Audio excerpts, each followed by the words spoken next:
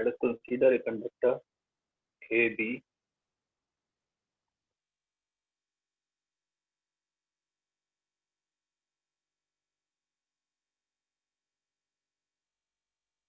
across the two ends of the conductor.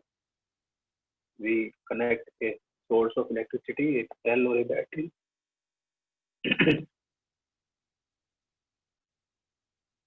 This is the key.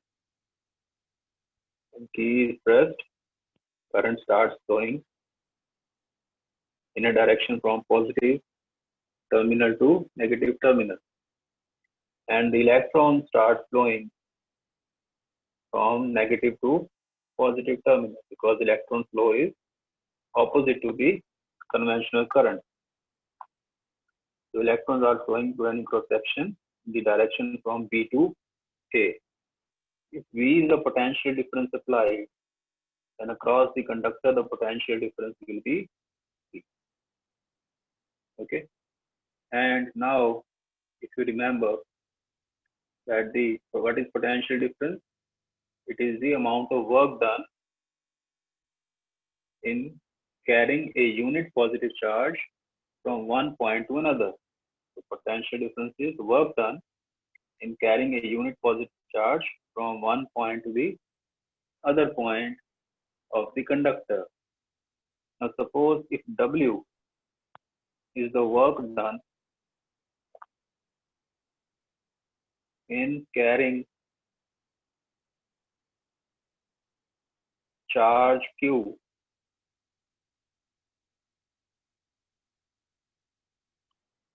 from one point to another.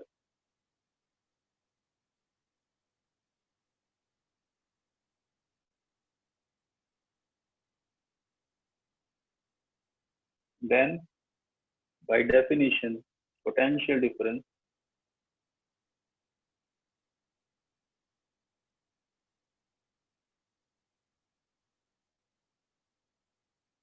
will be equal to work done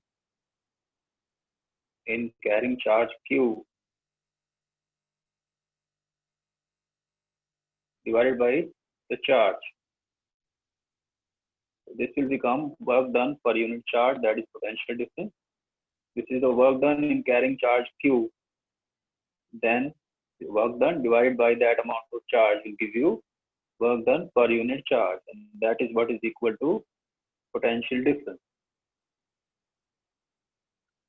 So using the expression V for potential difference, W for work done, and Q for charge. So what we get is V is equal to W upon Q. So W will be equal to V multiplied by Q. So total work done is equal to work done per unit charge multiplied by the amount of charge in carrying this charge Q from one end to the other. Now, if I is the current flowing through the conductor,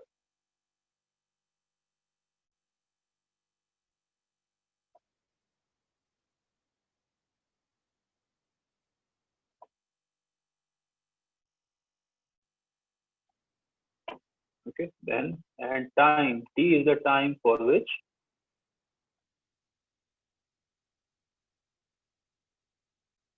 the current flows.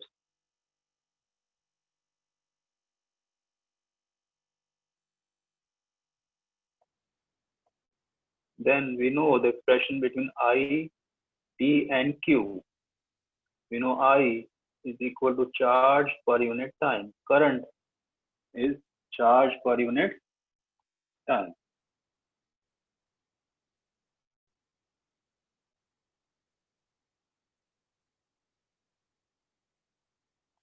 I is equal to Q by T. So therefore, Q will be equal to I multiplied by T. So the value of Q is current multiplied by time. Now we can put this value of Q in this expression and we can get the total work done in carrying a charge Q from one end to the other. It will become W is equal to VIT.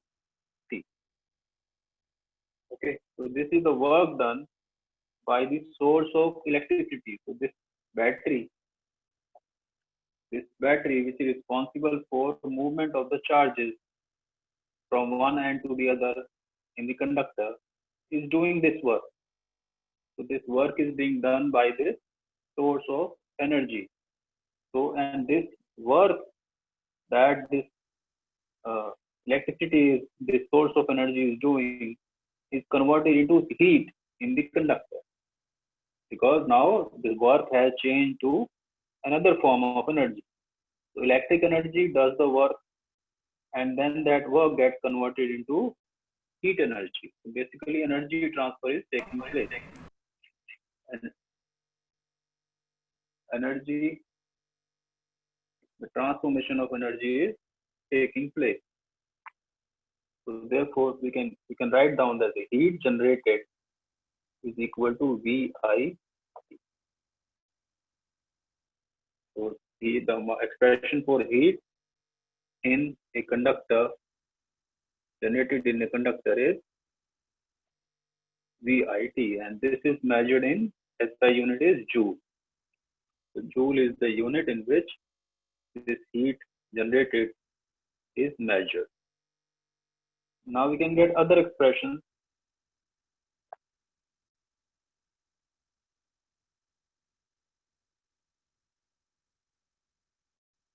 of the same heat. We know that from Ohm's law, V is equal to IR.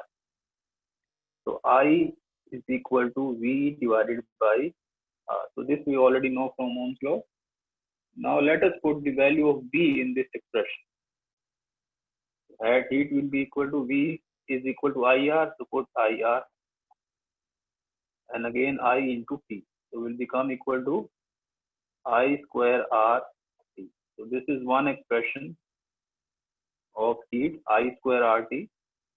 Now put I is equal to V upon R in this. Instead of changing V into I into R, just put the value of I in this, keeping the V as it is.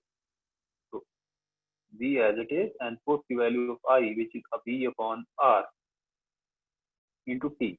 So will become equal to V squared divided by R into T. So this is another expression for the heat generated in a conductor when a current flows through that conductor. So depending on the value that you have in the problem, if you have the value of V, I as well as T, use this expression. If you have the value of I, R and T instead of V, use this expression to find out the heat, the value of amount of heat generated. And if you don't have the value of I and you have the value of V, R and T, then you can get the amount of heat by using this expression.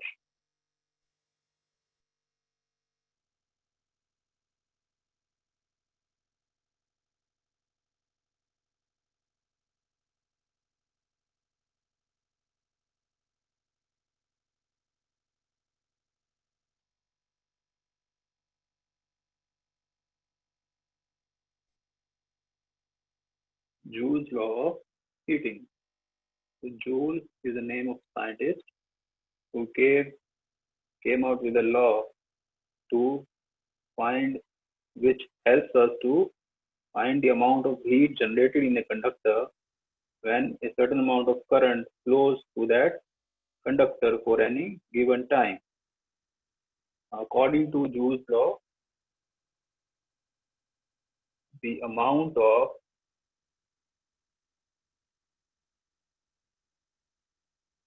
heat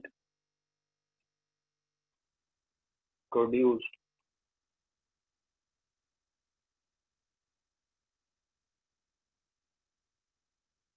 in a conductor is, number one, directly proportional to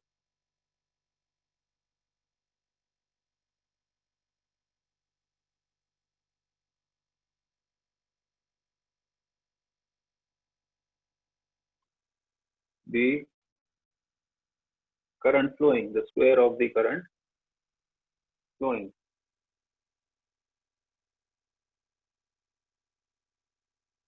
square of the current flowing through the conductor. So that means H is directly proportional to I square. So this is one.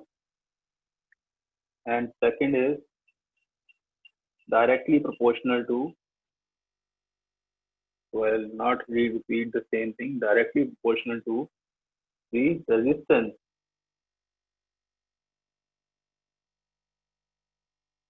of the conductor.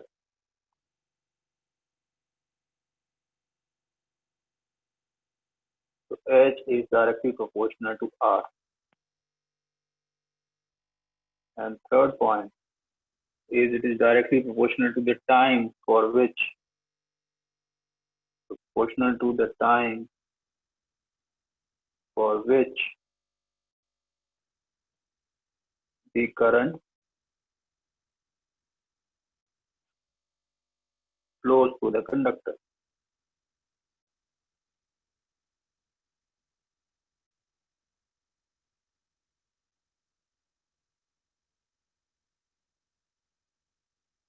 So H is directly proportional to T. So these are three parts. So these are three quantities on which the current, the heat generated in the conductor depends.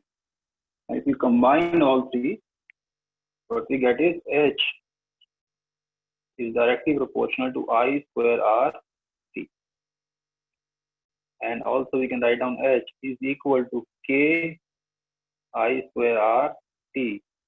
So K is what? It is a constant of proportionality. But the value of K is 1 because the units of I, R, and T are chosen in such a way that the value of K is 1. So we can write down here that K is 1. So therefore H is equal to I square R T. So amount of heat generated in a conductor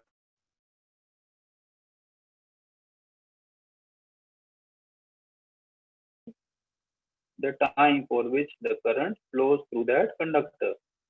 So this is called Joule's law of heating.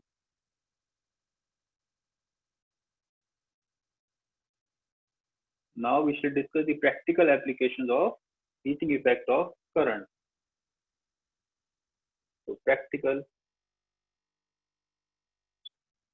application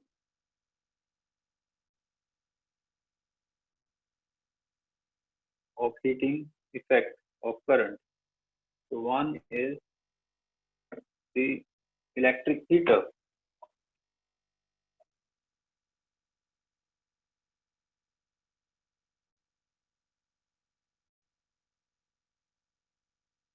Electric heater, electric bulb. You already are aware of the bulbs that we used to use, that yellow light bulb, and water heater.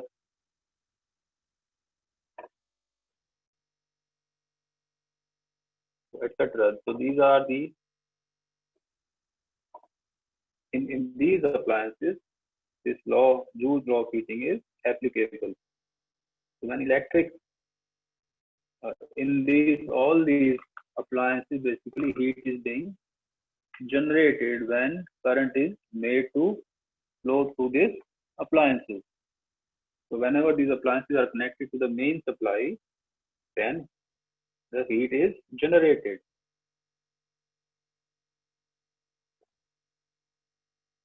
So if the resistance of the element in the electric appliances, the resistance is high, and then the current that the heat generated will also be high.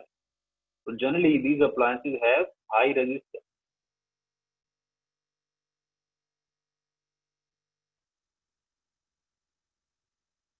Okay. So these have high resistance. The filament that is made of materials which have high resistance, and generally the filament is made up of certain alloys like nichrome.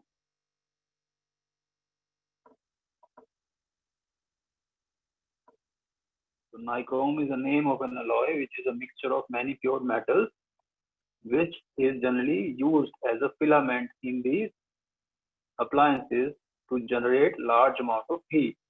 Now, why nichrome is used? Because it has high resistivity. Resistivity is high, automatically the resistance will be high, and therefore large amount of heat can be generated. Also, it has high melting point, because when heat is generated, then if melting point is not high, the filament can melt and it can break the surface.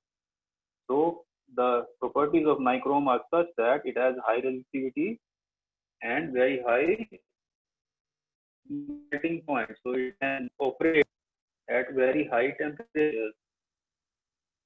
Okay. Now in this one question is asked that while in the heating appliance large amount of heat is generated, but the wires that carry that current from the main supply are cold. So these wires are cold, but inside the filament is hot. The filament is hot, which is heating, producing the heat, but the wires that carry the current to that appliance are cold. So why it is so? Because the wires are made up of materials like copper and aluminum, and these have low resistivity.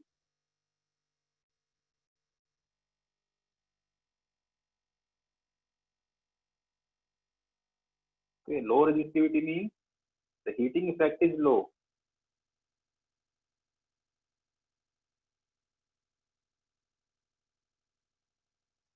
Is low.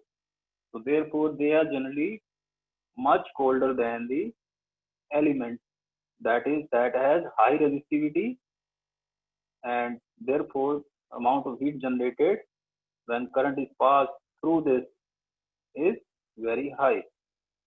So this is why one reason why the wires that carry the current are cold, while the same current when flowing through the element makes it very hot, and the element can becomes red hot if it glows because of the large amount of heat generated. So this question is sometimes asked, so you should be prepared for that. Electric bulb.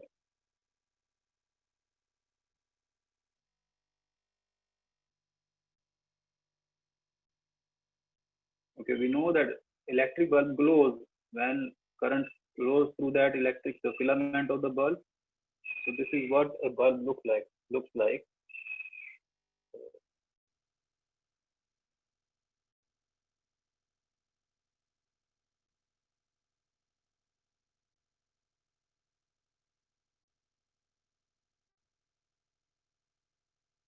Something like this.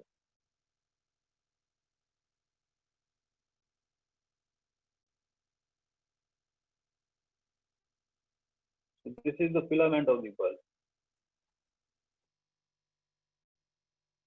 Filament of the bulb. Okay, when current is passed, the filament of the bulb glows because heat is generated.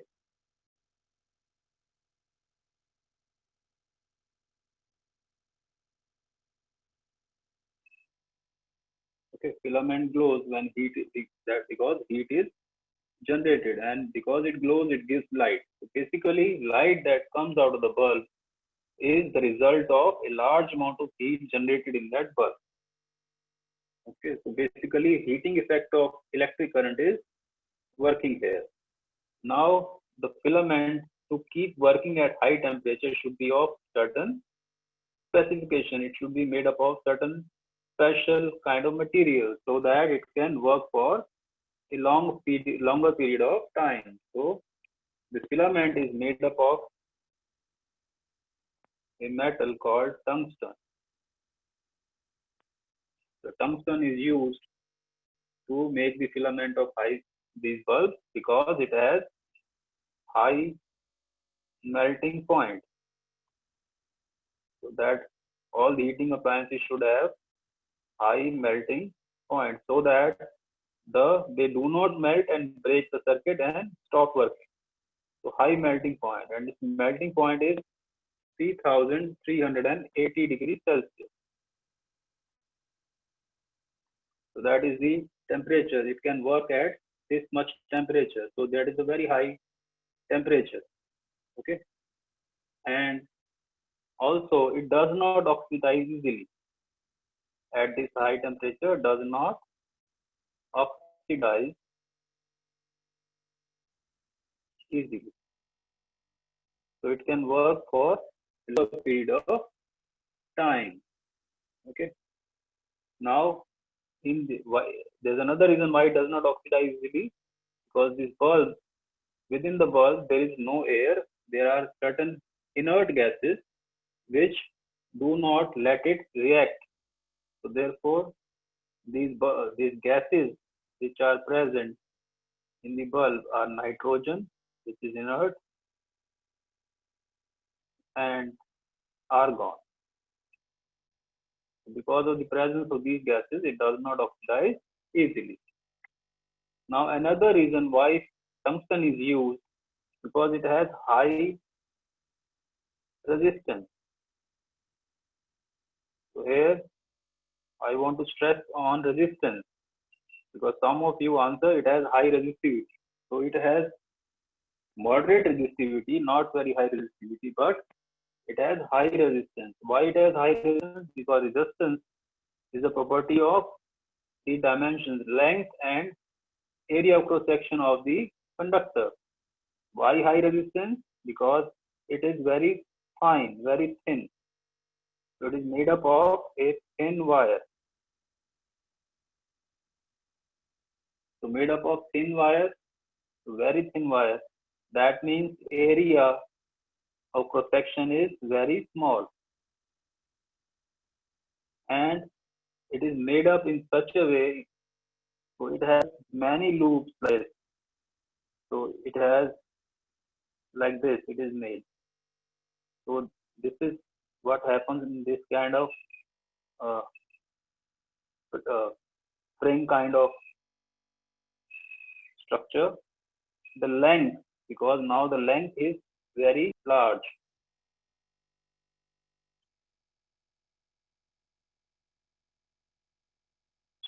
So it is made in spring kind of, it is wound in the shape of a spring, and then again it is wound.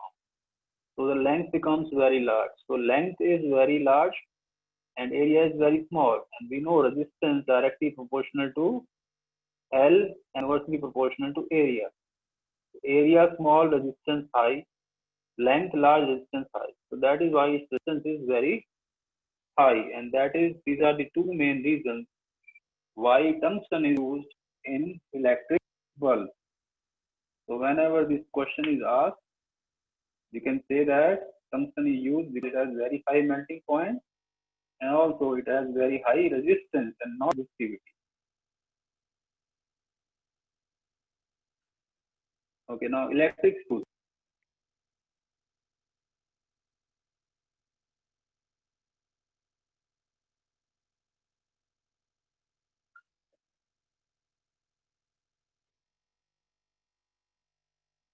So this is basically a safety device.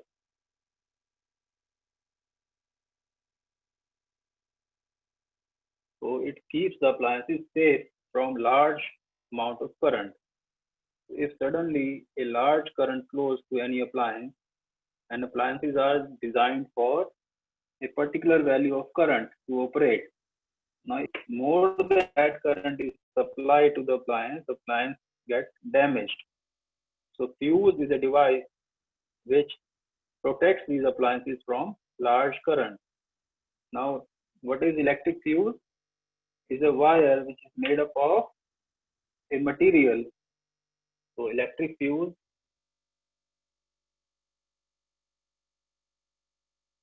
is a wire made up of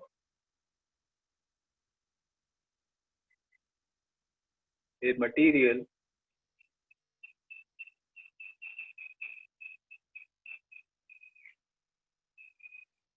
whose melting point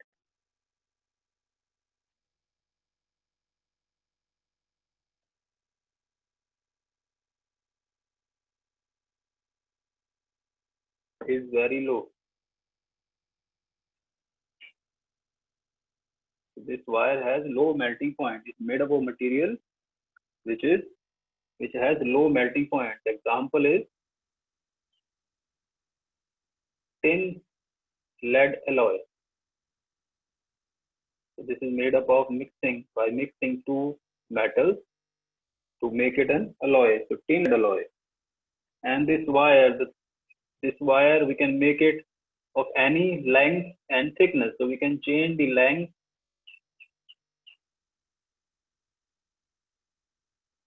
and area both. So if by changing the length and area, we can change the resistance of the wire. And we know heat developed depends on resistance. So that means we can design this wire for any particular value of resistance by changing its length and area. So because of the resistance, because heat is rated and heat is equal to amount of heat generated is equal to I square R T. So for any particular value of current and particular value of resistance, the heat will be generated of a particular value. Now, if suddenly the current increases, the heat generated will become more. The heat generated becomes more, then because the melting point is low, this tin lead alloy, which is wire, will get melt. So when this gets melt, the circuit breaks. So this is how inside the fuse will look like. So these are the two terminals, and inside this fuse wire is attached between points 1 and 2. So the current is flowing through this. So this is how an appliance is connected. This is an appliance, and this is a main from which the supply is coming, and inside there is a fuse attached to the wire which is at low potential. And when the current flows through this wire, if the current is of certain value which the fuse can tolerate, the current will keep on flowing, because we can make this fuse to tolerate or to work at a particular value of current. For example, 5 ampere. If current is 5 ampere, rating is 5 ampere for this fuse, it will allow the current up to 5 ampere to pass through it. But when the current becomes more than 5 ampere, then what will happen? Large amount of heat will be generated and this will melt. And when this melts, the circuit breaks and the current will not flow from one point to the other point of the fuse, and the appliance will stop working. So appliance stops working as soon as the current becomes more than it can tolerate, it can work on. So that is how appliance is saved from any damage. So this is how a fuse can save an electrical appliance from any damage because of large amount of current.